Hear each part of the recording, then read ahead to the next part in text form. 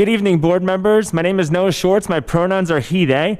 I have a transgender niece who goes to Danielson Middle School, and I can tell you firsthand that there is no greater threat to our children than white supremacy. And there's no greater example of that than our Pledge of Allegiance. Our Pledge of Allegiance is associated with whiteness, cultural appropriation, and bigotry, and it reminds us every day that we live on stolen land. And that is why I have crafted a new Pledge of Allegiance that I believe will create a much more inclusive and anti-racist learning environment for our students. I pledge allegiance to Black Lives Matter and the trans community. I pledge allegiance to the drag queens who come into our schools and read stories to our 5-year-olds. I pledge allegiance to our doctors who give puberty blockers to our children because gender is fluid, because masculinity is toxic, and because nobody should be allowed to go through puberty or choose their gender until they reach the age of 18.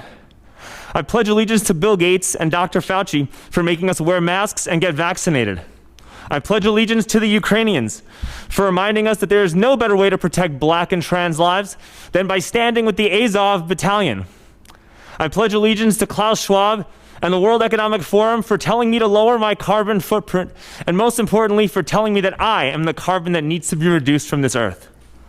And most importantly, I pledge allegiance to Jeffrey Epstein's friends for helping groom our children into the new world order that they are trying to create, as Jeffrey Epstein is the greatest philanthropist of all time.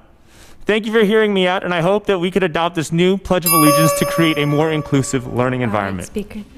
Thank you, Speaker. All right, that concludes our citizen comments.